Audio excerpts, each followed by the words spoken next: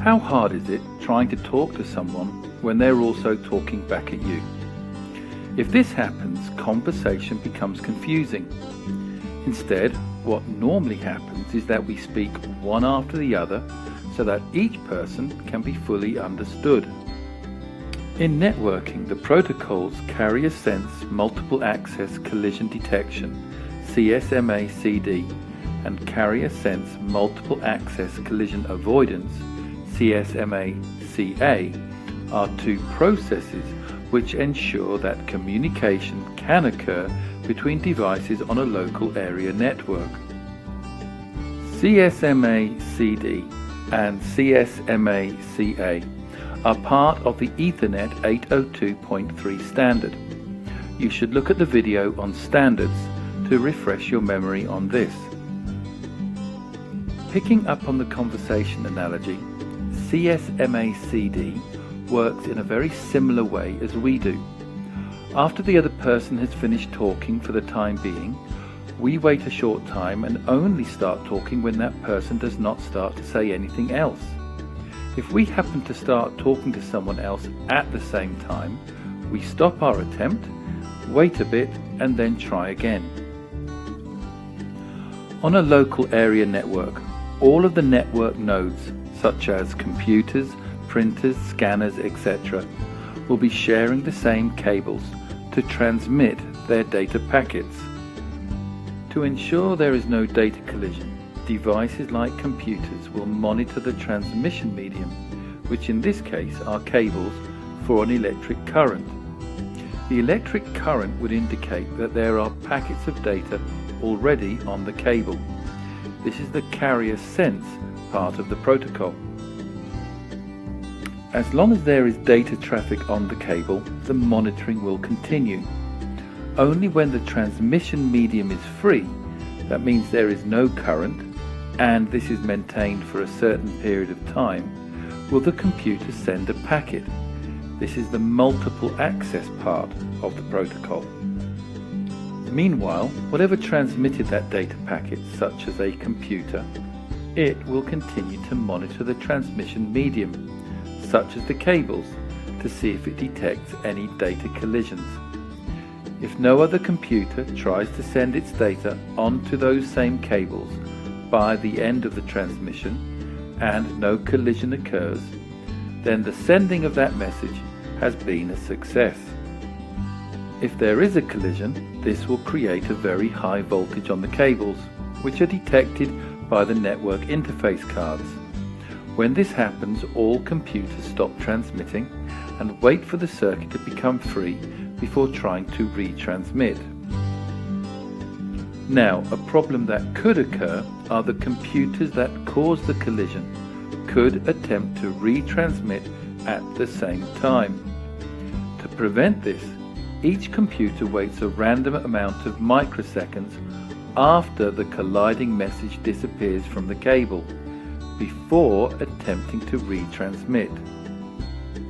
Chances are both computers will choose a different random amount of time, and one will begin to transmit before the other, thus preventing another collision.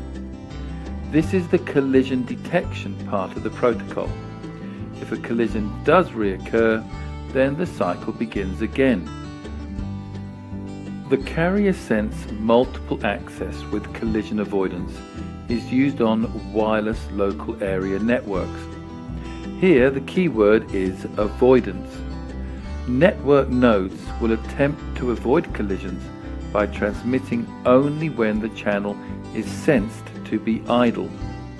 One of two methods are used, either physical carrier sense method or the virtual carrier sense method. The physical carrier sense method is used between two connected devices and is used to prevent packets being lost and that the packets being sent will be received in the correct order.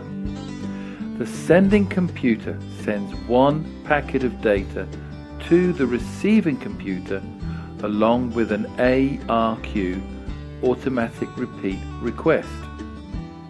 The ARQ asks the receiving computer to send back an ACK, an acknowledgement signal stating that it has received a valid data packet. If an ACK signal has not returned from the receiving computer in a set amount of time, the sending computer will resend that data packet.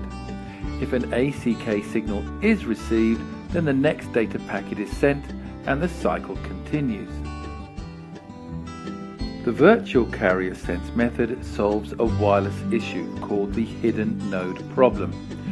This is where two wireless devices at extreme ends of the local area network are unable to detect if a message has been sent and will send a message while another message is in transit, resulting in a collision. To solve this problem, the wireless access point, or WAP, is the only device which can manage the access for all of the computers onto the wireless local area network, or WLAN. It works by a computer sending a request to send, or RTS signal. This signal is asking permission from the WAP to have sole use of the network for a certain period of time. If no other computer is sending, the WAP will send the computer a clear to send, or CTS signal.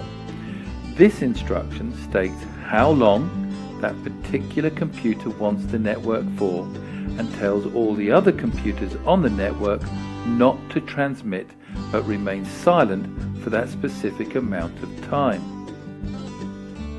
It is important to know the similarities and differences between CSMA-CD and CSMA-CA. Here are the similarities.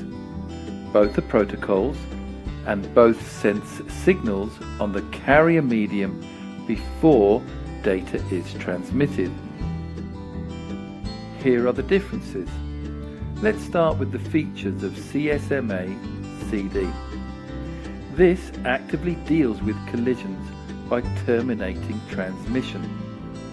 Its protocol is active after the collision, and it's used on wired networks with the idea of minimizing recovery time.